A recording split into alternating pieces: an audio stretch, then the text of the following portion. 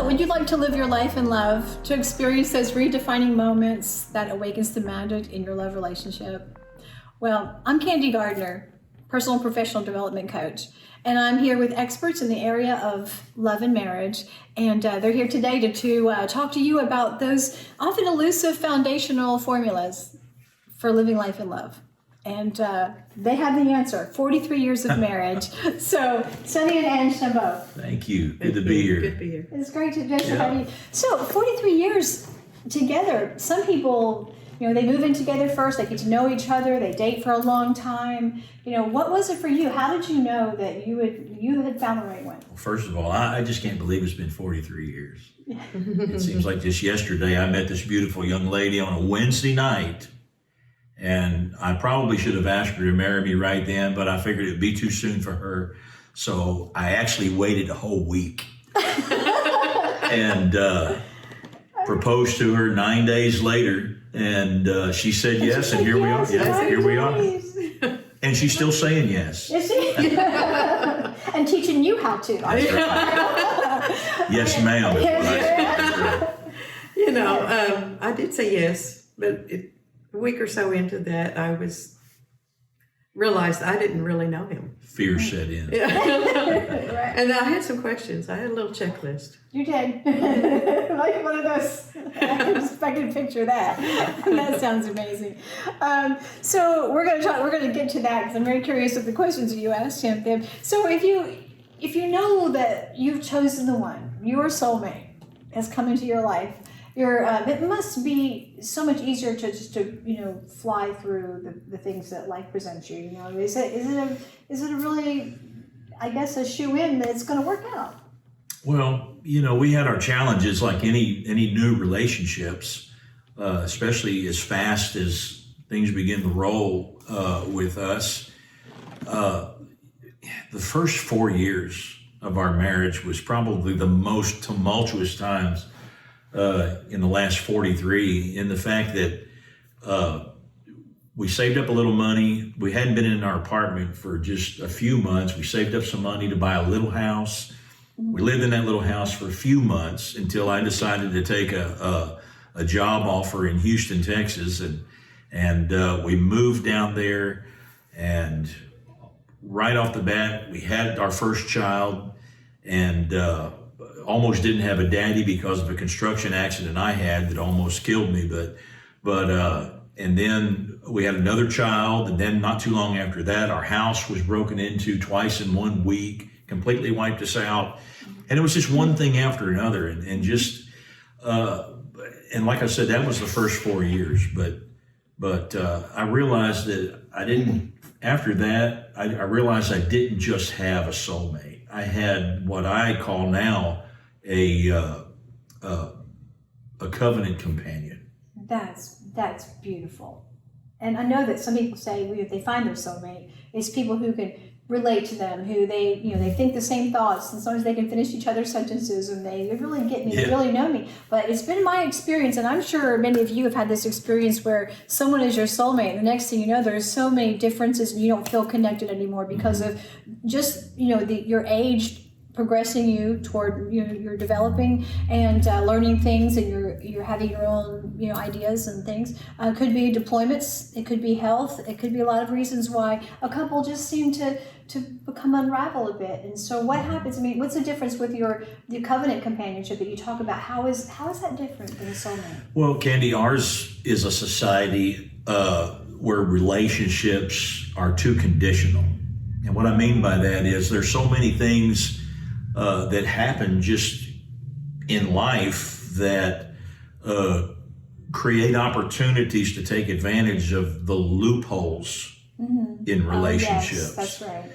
And the difference that I feel between having a soulmate and a covenant companion is in the fact that in a covenant relationship, you always go back to the foundation and the principle upon which that relationship has been built. Mm-hmm. So sort of reaffirming. It's a reaffirming, yeah. Those feelings. Because of the things that you had mentioned before, we have all kind of things going on in our society today, but no matter what happens in a covenant companionship, you always set all of that other aside for the sake of your relationship, which is what you really have at the end of the day. Right. And you reaffirm your relationship. In other words, what is it that I love about you? What is it that you fell in love with me the first time? And we always go back to that because, like I said, at the end of the day, all we have is our family. All we have is our spouses. Right. So you taking that into consideration, I mean, how if there was a profound, if there was something that was a profound reason or had an impact on the conflict in love relationships, what would you say that would be? The thing that's I guess more damaging to a relationship. Well, I think the easy answer to that is unrealistic expectations. Mm-hmm. Oh, we've all been guilty of that, have we not? And what that is expecting something from our spouse that they're not wired to provide. Right. Because there are basic human needs that only our Creator can provide. Right. You can call them a higher power, Creator, God, whatever your belief system is. But there are basic human needs that only that can provide. Yeah. So what happens is when we are lacking in those needs, it's our nature to force our spouse to assume that responsibility. Right. Yeah. And the fact is they're not wired to assume that responsibility because they're not a higher power. Right. Yes. You know, they're not the Creator. They're not the one that. And so when I have those unrealistic expectations, then what I'm doing is I'm putting undue and undeserved pressure. Right. Yes. On her or she on me. And that's where the problem starts. Well, I think it's amazing that you guys have made, this beautiful marriage in the 43 years that you've had it, because sometimes, we come into relationships, especially, I know you asked a lot of questions and I'm going to go back to your checklist there. Very curious about that. Anyway, but people come in with holes into the relationship, right. And they think that this person is going to meet this need, and even if they've given no indication that they are capable or even want to meet those needs. And really, I think some people right. just, they come in with the desire to do something for this person or to love this person in such a way I can make them feel this, or I can heal them from that bad relationship, or I can solve their problem right. over here. And I think the intentions are good, but it's just like you said, it's unrealistic. There's no way. Right. I come in with baggage that she can't unpack. That's a very good way to put that. Yeah. That's right. That's right. And shouldn't as well. Shouldn't impact that as well. Right. So I think that there are people joining us that maybe are moving toward a love relationship now. They're thinking about moving their their friendship or into a more intimate place and considering marriage. So try to.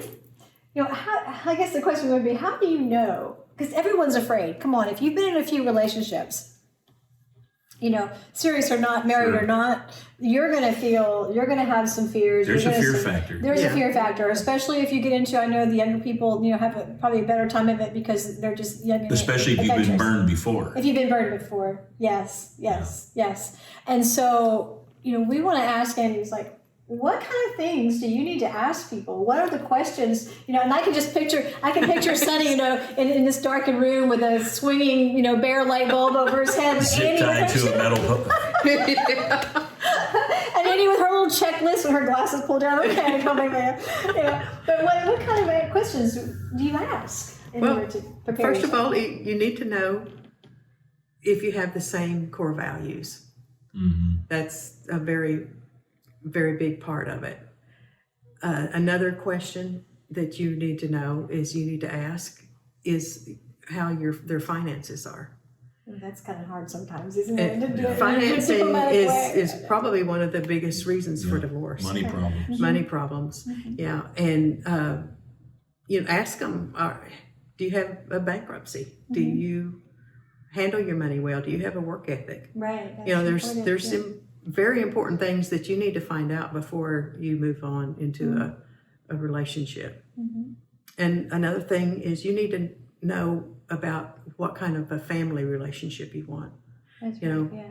Find out, if they want children or don't want children. If there's a blended family, how is all that going to be handled? That's right. It's very important to know those things. Well, I think that that's absolutely true, because I know that I've been in a relationship where there was children from the other side of the marriage, or a former marriage, and that can be treacherous to try to manage that, the sharing of children and having that contact. What kind of relationship do you have with your former partner, the child's Right. mother or father? It's important on your how to handle that, and how what they expect your role to be, which is the role identification is very important there. Yeah, Absolutely. And another thing is health issues. Right. Yes. But the really big one is mental health. Right. You have to know. You have to ask. Yeah. On a scale from 1 to 2, how crazy are you? Obviously, he was on the teeter on the edge, but he must have passed, right? On the cusp of crazy. Well, it's like, not to say that if there's not a medical problem, or if there's not a mental health problem, that you won't support them, but you should have your eyes wide open. Absolutely. Exactly what does that look like to you? What do you need from me in that area of your Yes, life, and to be aware of it. So that's very good. And then, of course, there's always the legal aspect of it, isn't it? Oh yes, Mm-hmm. absolutely. Mm-hmm. You need to know whether there's any. Do you have a record? That's right. Are you in a lawsuit? Mm-hmm. Things can tear down a marriage or a relationship. Are you hiding from the FBI? That's right. Will I get a knock on my door from the feds? Yeah. It's a very good question to ask. Yes. You need to know all there is to know. Right. And to let have your eyes wide open. Well, we live in a very political and also our time socially have been a challenge, and will probably continue to be a challenge for a while. And so if you're with your partner, what can people do right now? Like couples who love each other, or maybe couples who are not sure they still love each other. I'm not sure, but what can they do to reunite that, to rekindle that relationship, and to add to trigger that magic that they used to have? Mm-hmm. What little tips would you give our lovely listeners? And that's, rekindle, and that's a good word. I like the word reaffirm, reaffirm, reaffirmation. And I think a lot of lost love can be summed up in failing to count your blessings. Yes. Because a Gratitude. good relationship is a blessing. And when if the kids are driving you crazy, and the job stinks, and this is going on, that's going on, bad health and all of that, I think mature adults have to have the ability to say, you know what, these are just symptoms. These are just things that you have to put this aside for a minute. Mm-hmm. And you have to come back to what, like I said a while ago, you're going to have at the end of the day.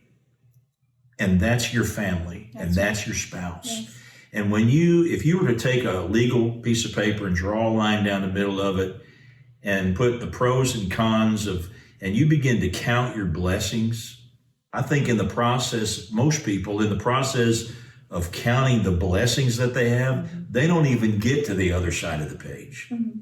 Yeah, that's right. It pales in comparison. Right. So if we can just reaffirm our relationships and on a daily basis realize why we love each other in the first place, Right. I think a lot of the other things we'll be able to handle together. Yeah.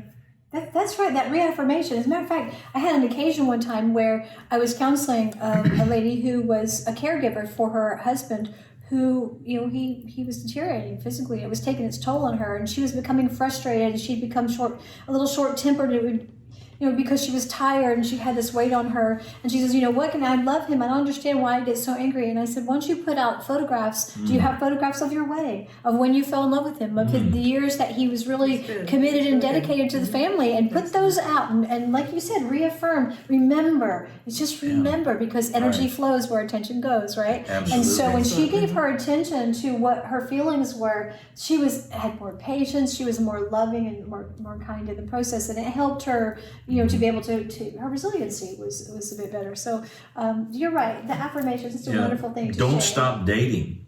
Right. Well, that's right. Date nights. Yes. Keep courting your wife. How Keep often would you courting your say? husband. I mean, how often do you guys find time just to do something lovely and romantic together? I mean, 43 years. I mean, sometimes people get out of the habit of doing that. How often do you spend time together in a romantic way, like just to go date or go do something fun together? You know what? Kind of an everyday thing. Yeah, it is. Pretty much. And that's Well, the truth. I mean, that's we've been together. I mean, I hate to be away from her. And I can't stand for her to go someplace without me. Afraid she'll have fun without you. And I'm not being nosy, and I'm not trying to keep up with her. I don't put a GPS on her vehicle, but it's just, you know what? I need her all the time. Yeah. I'm not a needy person, Yeah. am I? Oh, that's wonderful. But yeah, we've got this thing that we say often, and it may be almost every day, and it's you and me, baby. That's right. That's wonderful. Well, I have to note, Anna, please forgive me for revealing your age a little bit. Oh dear. But I did. On her very recent birthday, she went rappelling. Or is it not rappelling, but you went Zip line. zip lining with him. So that's the kind of fun you guys have together. That's the kind of fun we have, That's right? It's like you're like, come on, step outside your box and do something fun. Shake it up a little bit and start loving your life and live life in love. That's right. 365 days. Speaking of that, Sonny and Ann are going to be giving away two of their 1 hour sessions. And so if you would like to register to win that, we're going to draw two. I think our deadline is September 25th. Yes. Two of our listeners to receive that. It's a virtual because they're in Texas. But you would just send your name to give us your email address again. Your Living Life in Love 365 at gmail.com. That's right. Yes, send that. Right. Living Life in Love 365 at gmail.com. Yes. And then we'll just, we'll pull a winner and we'll give you a call and we'll set up a time to get together and something like that. I do want to announce, though, that there's going to be a 2-hour seminar on living life in love, and it's going to go in more depth, more tips and more things to do, activities, couples activities that you can do together. So they're going to be doing that in November, and and I will be on here. Just follow me. I'm on here every Sunday with them. Next week will be mindfulness and bringing mindfulness into your work life and your love relationships and how to enrich your life through mindfulness. So we look forward to seeing you next Sunday. Thank you for joining us, and thank you so much. Thank you so for taking much. the It's been a time great this week. time. That's awesome. We'll see you next Sunday. You're going to make it. That's right. Bye.